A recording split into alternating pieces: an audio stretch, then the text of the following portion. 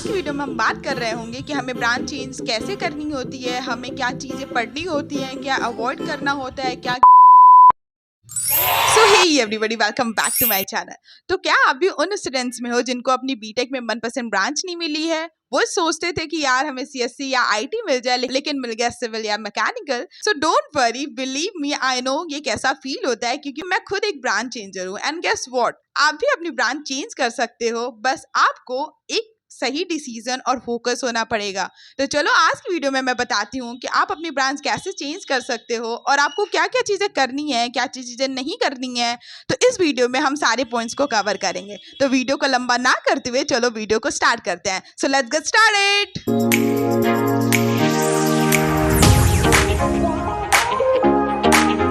अगर आप engineering college में हो या MMUT से हो तो ये वीडियो आपके लिए है और मैं आपको बताऊंगी पूरा प्रोसीजर कि आपको ब्रांच चेंज करने के लिए क्या क्या चीज़ें करनी होती हैं। एंड मैं भी एक ब्रांच चेंजर हूँ, सो गेस व्हाट, आप भी अपनी ड्रीम ब्रांच पा सकते हो। बस थोड़ी सी प्लानिंग करनी पड़ेगी, थोड़ा सा फोकस होना पड़ेगा और सही डिसीजन लेना पड़ेगा। तो चलो मैं बताती हूँ आपको क्या क्या करना होगा और क्या गलतियाँ हमें नहीं करनी है।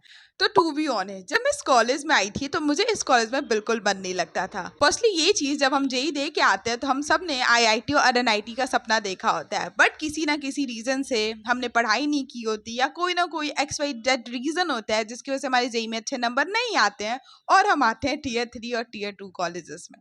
सो जस्ट आप लोग के जैसे मेरी भी यही फीलिंग थी। तो मेरे लिए वो बहुत डिप्रेसिंग मोमेंट था, जैसे कि हम सबके लिए होता है, क्योंकि हमने कुछ और ड्रीम सजोए होते हैं, बट ठीक है, हमें मिल जाता है कॉलेज। तो मैं जब MMUT में आई तो जेन्युइन मैं बता रही हूँ, मुझे बिल्कुल भी अच्छा नहीं लगता था। मुझे मिला था मैकेनिकल और ट्रस्ट मी, मुझे मैकेनिकल बिल्कुल पसंद नहीं था। एक तो सबसे पहली बात, मुझे अपना मनपसंद कॉलेज नहीं मिला था और दूसरी कि हमें ब्रांच भी नहीं मिली थी। सारे क्लासेस बोरिंग, कुछ भी समझ नहीं आ रहा है। एक चीज़ मैं आपको जो मैं शेयर करना चाहूँगी कि जब मैं 11th एंड 12th में थी तो मुझे 11 में मैकेनिक्स होती है, तो मुझे मैकेनिक्स बिल्कुल नहीं अच्छी लगती थी क्योंकि मैंने ढंग से कभी इसको पढ़ा ही नहीं था। जब मैं जेई का प्रिपरेशन कर रही थी तो उस समय भी मैंने मैकेनिक्स को ढंग से नहीं पढ़ा था। बारिश आ रही है, आई होप आवाज़ आ रही हो। तो चलो कंटिन्यू करते हैं। हाँ, तो जब मैं जेई में थी तो उस समय में जब मैकेनिक्स पढ़ रही थी तो मेरे माइंड में बस एक चीज़ था कि यार ये फर्स्ट एंड लास्ट टाइम है जब मैं मैकेनिक्स पढ़ रही हूँ, इसके बाद मैं इसको देखूंगी नहीं, क्योंकि मुझे मैकेनिक्स अच्छी ही नहीं लगती थी, कभी अच्छी ही नहीं लगी। बट गेस व्हाट, लास्ट में मुझे मैकेनिकल ब्रांच ही मिला। मुझे इससे ये समझ में आया कि यार जिस चीज़ से हम भागते हैं हमें क्यों वही चीज़ मिलती है। बाय द वे, इसकी स्टोरी कुछ अलग है, मैं बाद में बताऊंगी कि मैंने मैकेनिकल क्यों ली, मैं MMUT में कैसे आई, मेरा जेई में स्कोर क्या था, और ये सारी स्टोरी मैं कभी अपने नेक्स्ट वीडियो में लाती हूँ।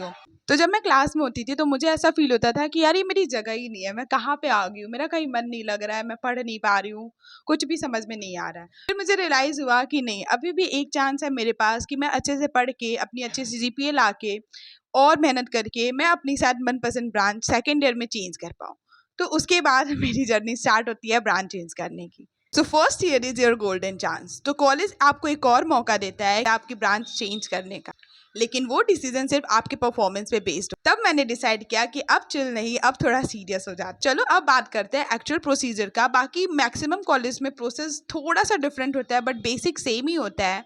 तो कुछ चीज़ें जो हम कवर करेंगे। So first is high CGPA, seat availability, then no backlog, and third is timing and application. तो चलो हर एक पॉइंट को थोड़ा डिटेल में समझते हैं। तो आपका CGPA फर्स्ट ईयर के एंड तक जितना अच्छा होगा उतना ज्यादा चांसेस होगा आपको अपनी मनपसंद ब्रांच लेने। फॉर एन एग्जाम्पल, CSE के लिए काफी हाई CGPA जाता है, लाइक मोस्टली 9+। सेकेंड चीज जो मैंने बताई थी, सीट अवेलेबिलिटी। अगर आपको अपनी मनपसंद ब्रांच चाहिए तो आपकी मनपसंद ब्रांच के लिए सीट भी होनी चाहिए। तो सीट्स अवेलेबिलिटी हर कॉलेज में बहुत ज्यादा इंपॉर्टेंट होती है। सेकेंड ईयर में क्या होता है, हमारा ब्रांच चेंज होता है और उसी टाइम लेटरल एंट्रीज भी ली जाती हैं। तो ये बहुत ज़्यादा इंपॉर्टेंट रखता है कि क्या आपका कॉलेज, तो सीट अवेलेबिलिटी एक बहुत इंपॉर्टेंट फैक्टर बन जाती है ब्रांच चेंज करने के लिए आपके मनपसंद ब्रांच की। तो अगर कोई स्टूडेंट फेल होता है या विड्रॉ करता है तो ही कोई वैकेंट सीट बच पाती है। Third is no backlogs. देखो बैकलॉग होने पे तो सीधा डिस्क्वालिफिकेशन हो जाता है, तो बैकलॉग्स बिल्कुल नहीं आने चाहिए। अगर बैकलॉग्स आ गई तो आप उसके लिए एलिजिबल ही नहीं हो।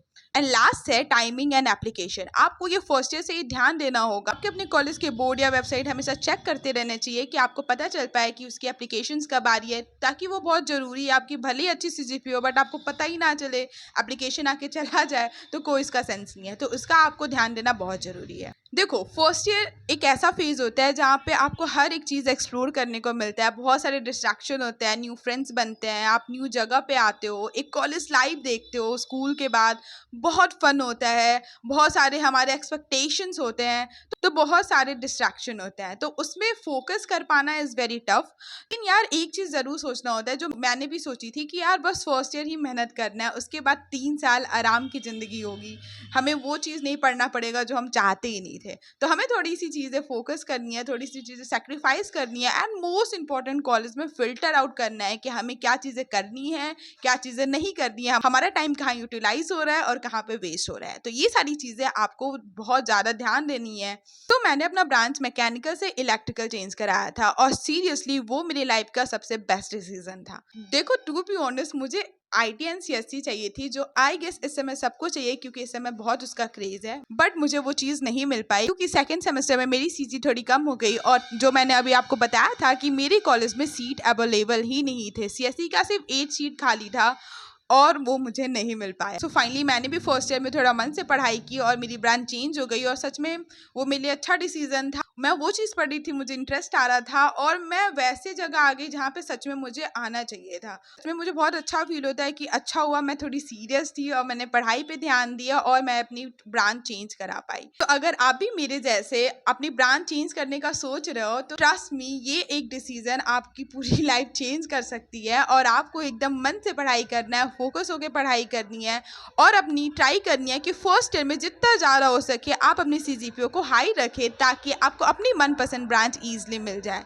बाकी आपके मन में कोई भी डाउट हो या प्रोसीजर ना समझ में आया हो तो मुझे कमेंट डाउन करना, और कोई टिप्स और सजेशन हो तो उसे भी कमेंट डाउन करना। प्लीज़ हमारे वीडियो को लाइक, शेयर एंड सब्सक्राइब कर देना, क्योंकि उससे मुझे मोटिवेशन आता है कि मैं आपके लिए न्यू वीडियोस लाऊं और आपके प्रॉब्लम्स को सॉल्व कर पाऊँ, आपके डाउट्स को क्लियर कर पाऊँ।